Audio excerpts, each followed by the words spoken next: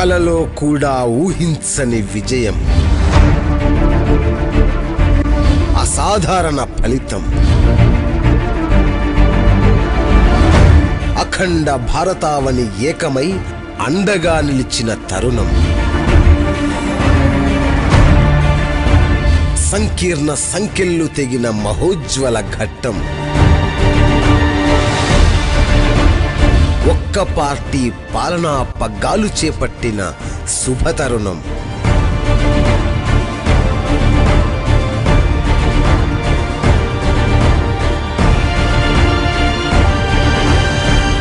మహాభారత యుద్ధంలో పార్థుడికి పథనిర్దేశకుడు శ్రీకృష్ణుడు.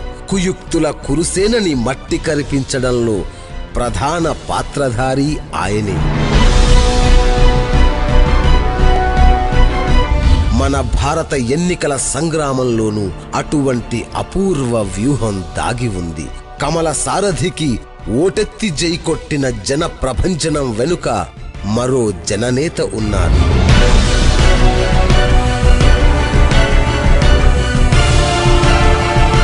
ఎదిగిన కొద్దీ ఒదిగి ఉండే ఆ మహాముని పేరు అమిత్ షా, భారతీయ జనతా పార్టీ బాద్షా. 1964 అక్టోబర్ 22న ఓ సామాన్య కుటుంబంలో జన్మించారు అమిత్ షా. తండ్రి అనిల్ చంద్ర షా పీవీసీ పైపుల వ్యాపారి. రాజకీయాలతో ఏమాత్రం సంబంధం లేని కుటుంబం. కానీ సమాజ సేవ చేయాలన్న అమిత్ షా తపనకి అది అడ్డు కాలేదు. తన కుటుంబం నేర్పిన పరోపకార నీతి ఆయన మనసులో గాఢమైన ముద్ర వేసింది. 14వ ఏట రాష్ట్రీయ స్వయం సేవక్ సంఘ్లో చేరారు. అమిత్ షా జీవితాన్ని అదే వడివడిగా రాజకీయాల వైపు నడిపించింది.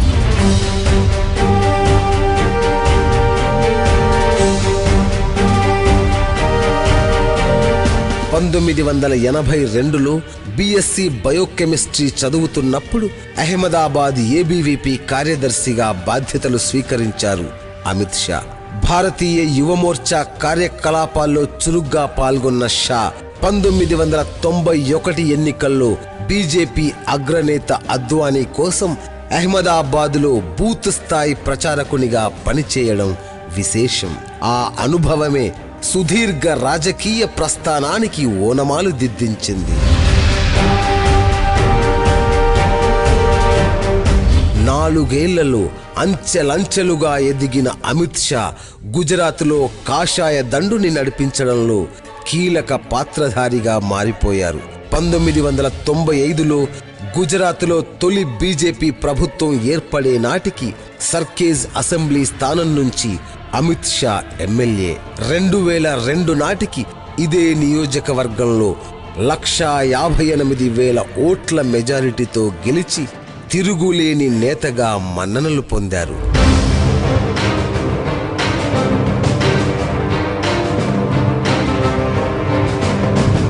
2007 ఎన్నికల్లో ఈ ఘనత 2,32,000 ఓట్లకు చేరిందంటే అమిత్ షా ఎంతటి గుజరాత్ జన హృదయ విజయతో అర్థం చేసుకోవచ్చు. 2012లోనూ నరన్పురా అసెంబ్లీ స్థానం నుంచి గెలిచి వరుసగా 5వ గుజరాత్ అసెంబ్లీకి అమిత్ షా ప్రాతినిధ్యం వహించారు.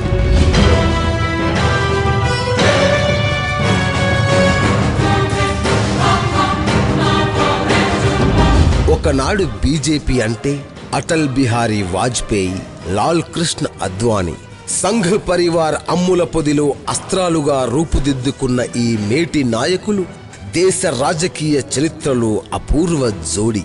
వారి తరువాత బీజేపీలో ఎవరన్న ప్రశ్నకు ఇప్పుడు మరో తరం నవతరంగమై ఎగిసిపడుతోంది.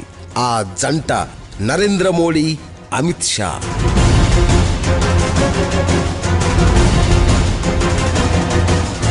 పార్టీని ముందుండి నరేంద్ర మోడీ నడిపిస్తే వెనక ఉండి పునాదుల వరకు పార్టీని పటిష్టం చేసిన తెర వెనుక కథానాయకుడు షా.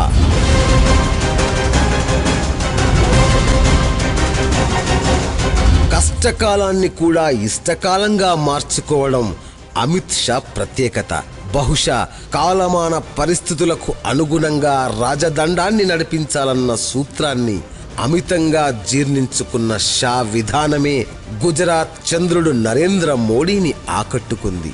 ఆయన కంటే ఏడాది ముందే బీజేపీ రాజకీయాల్లోకి వచ్చిన భావి ప్రధానిని నరేంద్రుడిలో చూడగలగడం అమిత్ షా దార్శనికత.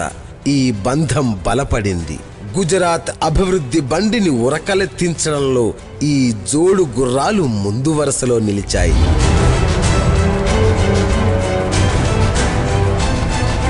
దేశం మొత్తాన్ని ఆశ్చర్యానికి గురిచేసిన సోహ్రాబుద్దీన్ ఎన్కౌంటర్ కేసులో షా తీరుని కోర్టులు తప్పుపట్టినా మోడీ మాత్రం తన ఆప్తమిత్రుణ్ణి వీడలేదు.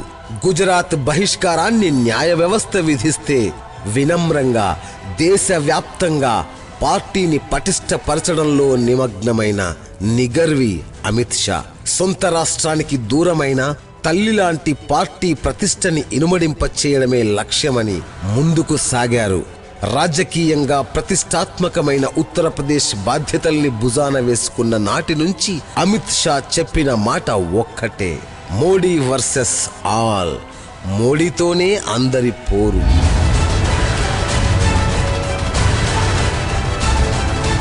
ఉత్తరప్రదేశ్ రాజకీయాల్ని ఔపోసన పట్టేందుకు కోర్టులు విధించిన బహిష్కార శిక్షని అమిత్ షా వినియోగించుకున్న తీరు అందరినీ ఆకట్టుకుంది. 35% సంప్రదాయ ఓటర్లు ఉన్నప్పటికీ ఉత్తరప్రదేశ్ పీఠం ఎందుకు దూరమైందన్న విషయంపై షా చేసిన అధ్యయనాలు ఆసక్తి గొలిపాయి.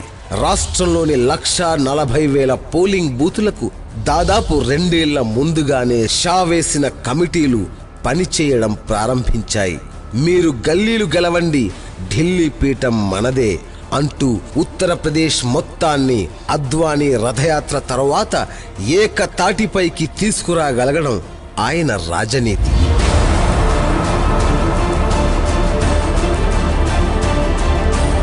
అమిత్ షాలోని చాణక్యనీతి అందించిన అపూర్వ విజయానికి 2014 జాతీయ సార్వత్రిక ఎన్నికలు అసలు సిసలు ప్రతీకలు. గాంధీ కుటుంబ వారసత్వ వయోభారాన్ని మోస్తూ కులాల కుంపట్లలో చీలికలు పేలికలైన యూపీని గెలవడం దేశాన్ని గెలవడంతో సమానం. బీజేపీ పని అయిపోయింది అనుకున్న తరుణంలో 80 సీట్లున్న యూపీలో 72 గెలుచుకు రావడం నిజంగా దేశాన్ని గెలవడమే. అది అంచనాలకు మించిన విజయం. అందుకే టార్గెట్ 272 నినాదంతో పనిచేసిన బీజేపీకి బోనసులు దక్కాయి తప్పితే మైనసులు లేవు. ఒక్క మాటలో చెప్పాలంటే ఇది లక్ష్యాన్ని మించిన మహా విజయం.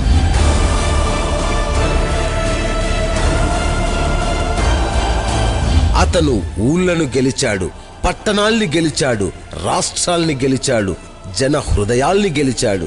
అన్నిటికీ మించి జన హృదయ విజేత అధినేత మనసుని గెలిచాడు.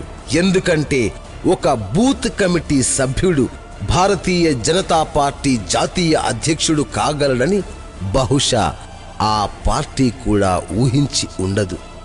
अमित भाई राष्ट्रीय टीम में ना आए होते, उत्तर प्रदेश का उनको प्रभार न मिला होता तो शायद देश उनकी शक्तियों से परिचित नहीं हुआ होता.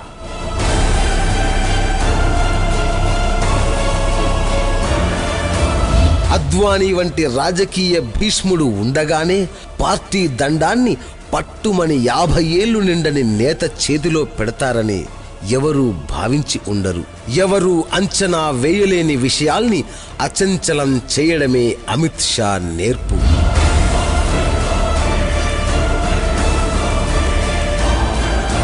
గుజరాత్ బీజేపీ తొలి ప్రభుత్వంలో అహ్మదాబాద్ జిల్లా సహకార బ్యాంకు చైర్మన్గా షా చేసిన అద్భుతాలు ఆర్బీఐకి సైతం పాఠాలు నేర్పాయి. సహకార బ్యాంకుల పునరుజ్జీవనం ద్వారా అమిత్ షా తీసుకొచ్చిన గ్రామాభ్యుదయం గుజరాత్లో మోడీ ప్రభుత్వానికి ఆయువు పట్టు అయ్యిందనడం అతిశయోక్తి కాదు. మోడీ క్యాబినెట్లో జోడీగా చేసిన ఆ సాహసాలే వైబ్రెంట్ గుజరాత్ని ఆవిష్కరించాయి. అది అప్రతిహత జోడీ అని గల్లీ కార్యకర్త నుంచి అగ్రనేతల వరకు అందరూ నమ్మబట్టే బీజేపీ అగ్రపీఠం ఆయనకు దక్కింది. అమిత్ షా ఇప్పుడు బీజేపీ బాద్షా.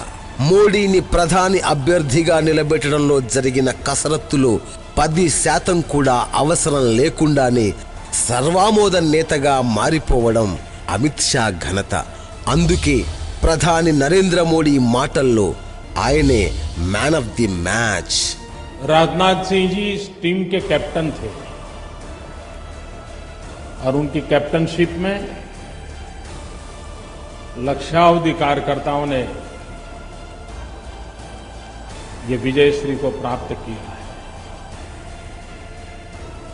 और इसके man of the match Shri Amit भाई शाह थे. పార్టీ కార్యకర్తల దృష్టిలో తిరుగులేని విధాత, నేతల దృష్టిలో భవిష్య విధాన నిర్ణేత. బీజేపీకి ఆయనొక ఆశా దూత. ఎందుకంటే విధేయత ఆయన అలంకారం, విశ్వసనీయత ఆయన సంస్కారం.